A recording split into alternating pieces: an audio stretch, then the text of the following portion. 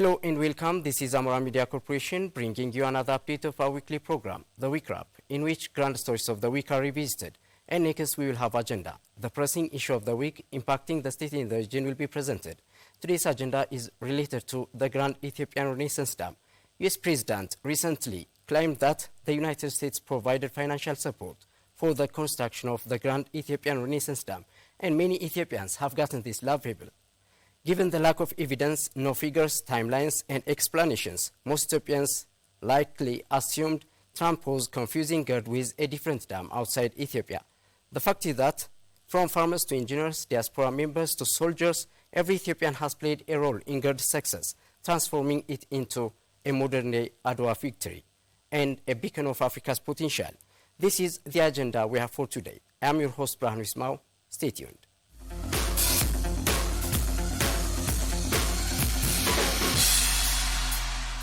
The Amara Region Supreme Court has completed its renovation, expansion, and digitalization works. President of the Amara Region Supreme Court, Alemayo Hagdo, said that creating a conducive work environment is not a luxury, but a constitutional obligation to respect and enforce citizens' right to a judicial service. Abel Brani presents the story. The inaugural ceremony was attended by Deputy Prime Minister Temesgen Trone, Federal Supreme Court President Theodros Mehret, Amhara Region Chief Administrator Araga Kebede, Amhara Regional Council Speaker Fantu Tesfaye, and other high-ranking federal and regional officials. Speaking on the inaugural ceremony, Amhara Region Supreme Court President Alamanta Aggedaw stated that citizens have the right to receive fair, accessible, efficient, cost-effective, consistent, and quality judicial services. He further emphasized that such a justice system is the daily aspiration of the society. He noted that ensuring the right to a fair judicial service requires making court facilities convenient, adding that strengthening judicial services through technology, ensuring the comfort of users, and building courts trusted by the public are top priorities. Alamanta stressed that creating a suitable work environment for the judiciary, the ultimate protector of rights, is not a privilege but a constitutional duty to uphold citizens' right to a fair court service. He described that the process of enhancing the dignity of the judiciary fosters respect for the rule of law and human rights.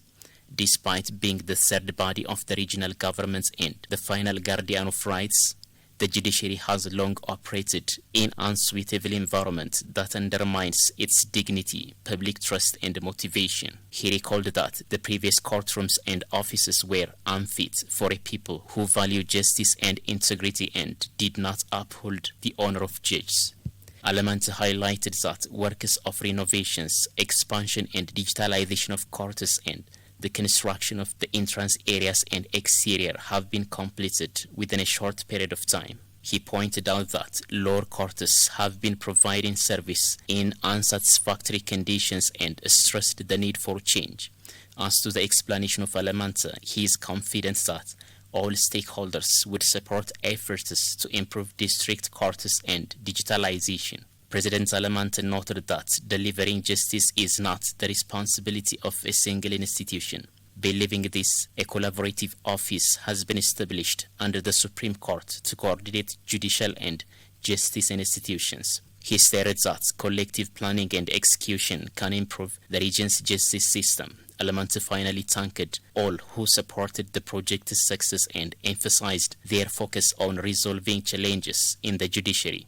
Recognizing the role of courts, he stressed the need to build a free and independent judicial system. A senior researcher on the Middle East at the Institute of Foreign Affairs said Ethiopia's bargaining need for seaport has become increasingly critical due to evolving regional geopolitics. Fevendel Nasa has more on it.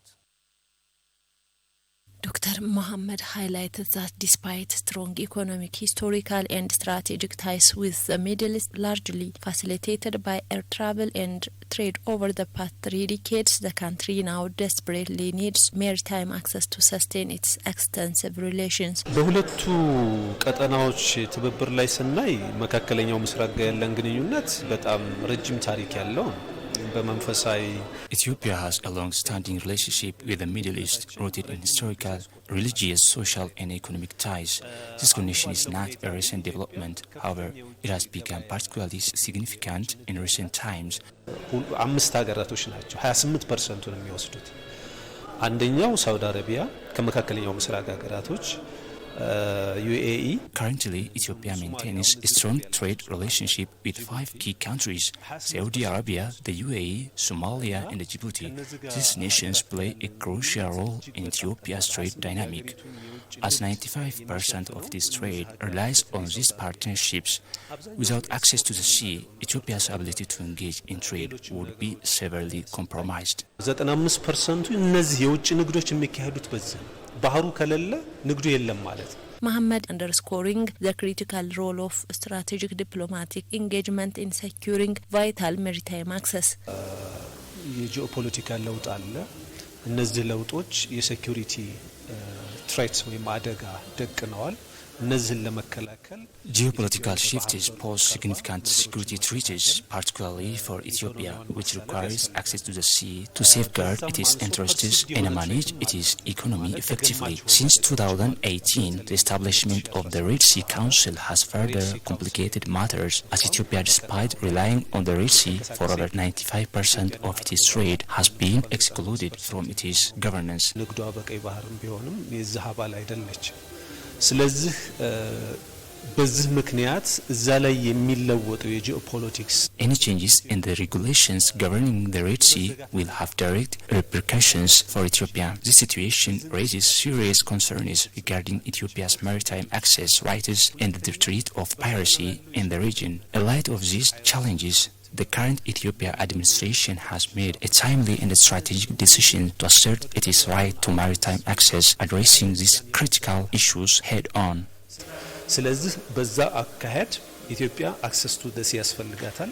አክሰስ ቱ ደሲ ብቻ ሳይሆን የራሷ የባህር ኃይል ያስፈልጋታል ማለት ነው፣ የሚመጡትን አደጋዎች ለመቀልበስ ማለት ነው። ይሄን ካላደረገች ከፍተኛ ሆነ አደጋ ውስጥ ልትወድቅ ትችላለች ነውና ይሄን የተገነዘበ ይመስላል አሁን ያለው አስተዳደር ማለት። Mohammed emphasized that a multi-sectoral diplomatic approach is key to protecting Ethiopia's interests, suggesting that leveraging existing channels from IGAD to the African Union offers viable solutions. እንግዲህ ኢትዮጵያ ትልቁ አቅሟ ያላት የአፍሪካ የፖለቲካ ማዕከል ናት። እንደ አፍሪካን ዩኒየን Ethiopia wields significant influence through regional institutions such as the African Union and IGAD. እዚህ የፖርት ሀገራቶች ወይም አክሰስ ቱ ዘ ሲ ሊሰጡ የሚችሉ ሀገራቶች በኢጋድ ውስጥ ነው ያሉት። ስለዚህ ኢትዮጵያ Its active participation in these organizations underscores its vital role in the regional affairs. Given that all countries with port access are members of IGAD, Ethiopia should leverage this multilateral platform to secure its maritime access. መተማመንን መፍጠር ነው። መተማመንን ከፈጠረች ሁሉም ሀገራቶች ለኢትዮጵያ በራቸውን የሚከፍቱበት ሁኔታ አለ ማለት ነው። Furthermore, Dr. Mohammed noted that Ethiopia can achieve its maritime connectivity needs by utilizing its resources and adhering to a principle of reciprocity. A 6-month campaign is underway across the country under the slogan "Let's Make Clean Ethiopia a Culture." A tree planting program, which is part of this campaign, was held in Bahar Dar city. Andatneo presents the story. Director of Environment and Climate Change at the Amhara Regional State Environment and Forest Protection Authority stated that Let's Make Clean Ethiopia a Culture movement is being implemented in Amhara Regional State. He said that the process of making the environment clean will focus on key issues. It will work to prevent plastic, soil, air and noise pollution. The works are being monitored and supported, and awareness raising activities are being carried out to make the Let's Make Clean Ethiopia a Culture movement effective. The Deputy Head of Amhara Regional State Environment and Forest Conservation Authority, Balasi Fatana, said that a sapling has been planted as part of making the culture of Clean Ethiopia. He said that in the first movement to create a Clean Ethiopia, a large-scale plastic removal work has been done. The deputy head said that work is being done to recycle plastics, which is not only making the environment clean, but also creating job opportunities for many users. So the work of creating a clean environment and beautifying the environment with green look will continue to be intensified. He reminded the community to improve the culture of waste disposal, as it is needed to create a clean environment. Head of the Office of the Federal Environmental Protection Authority, Tashoma Abune, said that the right of citizens to live in a clean environment is constitutional. He said that citizens should make cleanliness a culture for them to live in a clean environment, which has a great role in livelihood, investment and tourism, adding that the use of plastic is especially harmful to citizens. So, awareness raising work is expected on plastic management. He also stated that the movement to make Clean Ethiopia a culture will continue for 6 months. The movement to create Clean Ethiopia in the past 6 months has brought a great change. He also stated that the awareness of the people to stop pollution has increased. An expert on environmental law compliance at the Amhara Regional State Environment and Forest Protection Authority, Abebe Molla, stated that protecting human and environmental health is a major issue. Because of this, there are laws that can protect human and environmental health. The expert said that there are soil, water, air and noise pollution, and what it is necessary to protect the environment and people from these types of pollution. He said that when these pollutants are protected, a healthy society is created. The expert said that awareness of protecting the environment is growing, but there is still much work to be done. The expert said that environmental protection is not done by one institution alone, and that modernizing waste management is a manifestation of a civilized society. Debre Birhan City Administration's Industry and Investment Department announced that 25 industries in the city have shifted to manufacturing during the completed fiscal year. Modomuriye has more on it. The Debre Birhan City Administration's Industry and Investment Department announced that 25 industries in the city have started being operational during the completed fiscal year.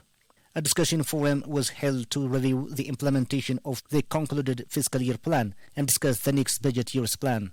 According to head of the City Administration's Industry and Investment Department, Ato Birhan Gabrehud, industrial and investment activities in the city play a significant role in the country's economic growth.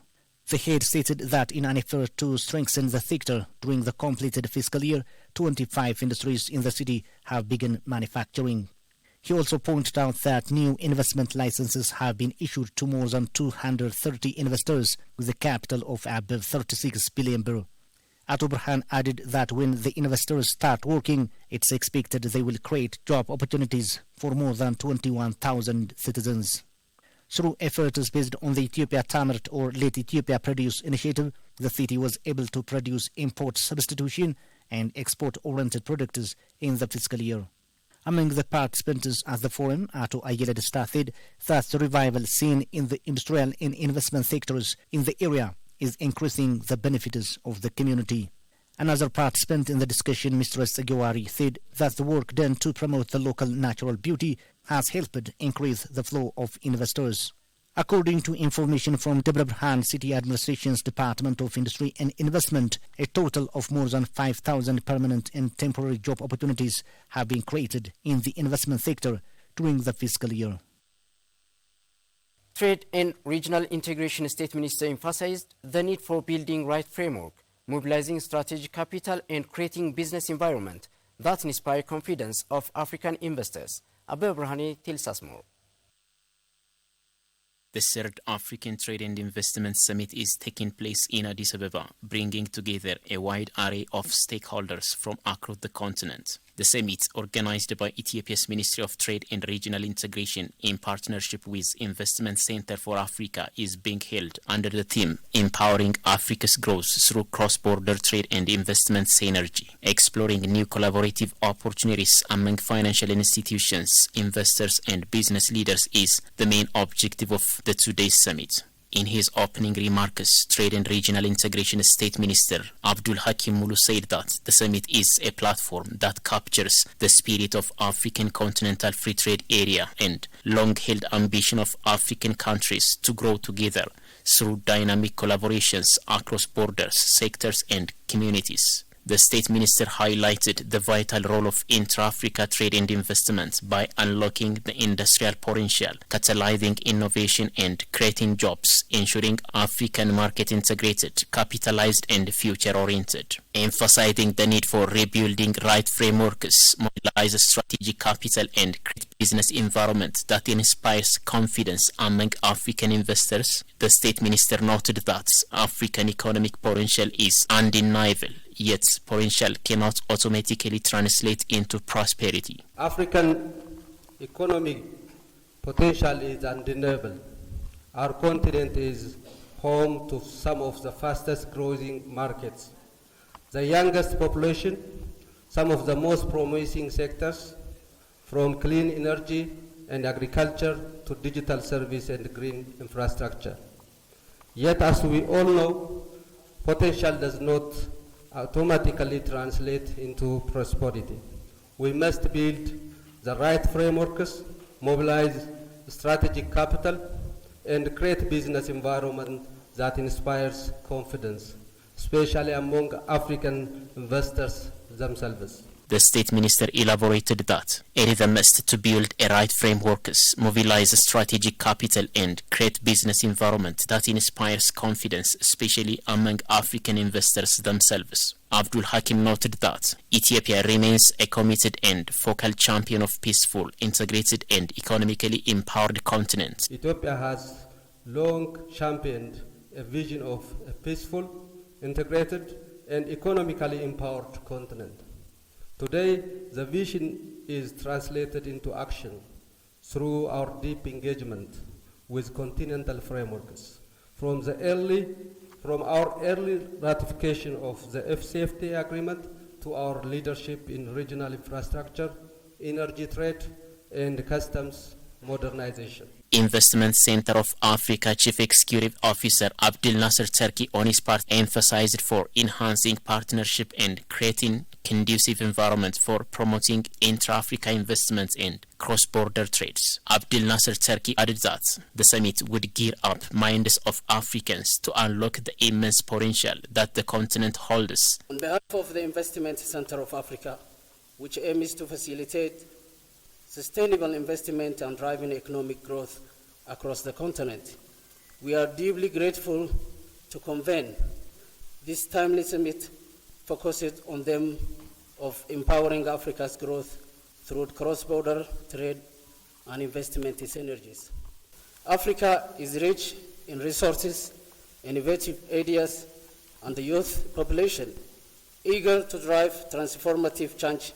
Our collaboration today embodies the spirit of partnership essential for realizing this potential. The Chief Executive Officer reaffirmed that Investment Center of Africa is committed to facilitate sustainable investments and driving economic growth across the continent.